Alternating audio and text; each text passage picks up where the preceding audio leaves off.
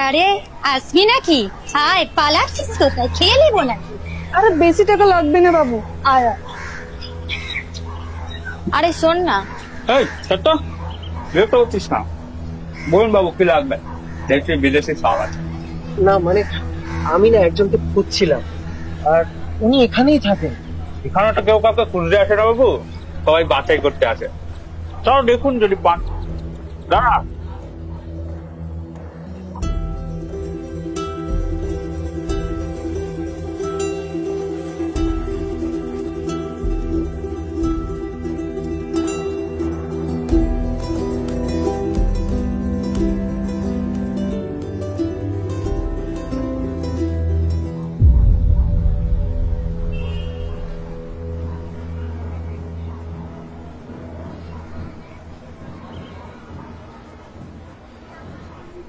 কি বে, আমি ডাব ডাব করে কি দেখছিস?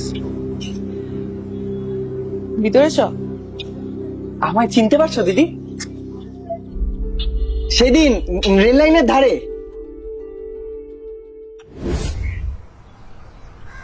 ও ভাই, বলি মরতে এসছো নাকি? না মানে এদিক থেকে তো খুব একটা ট্রেন ফ্রেন যায় না, তাই বলছিলাম। আপনি নিজের কাজটা করুন না। হ্যাঁ, এমন ভাবে বলছি যেন রোজ রোজ মরতে আসে। আমরা তো রোজ রোজই মরি ভাই। তোমাদের মতো একদিনে মরার ভাগ্য কি আর আমাদের আছে? যাই হোক, আরেকটা লাইন ওই ওদিকে আছে, মরার হলে মরো আর কি। তুমি তো আমার জীবন বাঁচিয়েছিলে গো।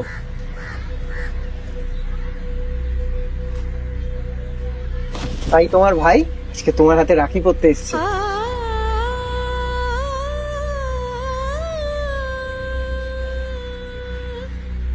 তুমি তোমার ভাইকে রাখি পরাবে না?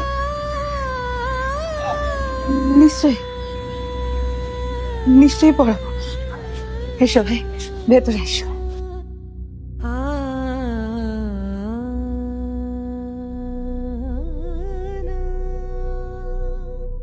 তাদের আমরা অন্য বলি, অথচ তারাও আমাদেরই মতো রক্ত মাংসের মানুষ।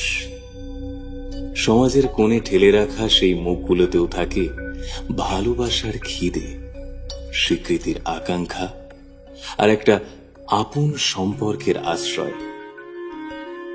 এই রাখি পূর্ণিমায় ভাই বোনের বন্ধন শুধু রক্তের নয়, হোক হৃদয়ের বাঁধনে গড়া। সৌজন্যে ভানুমতির ভোজ।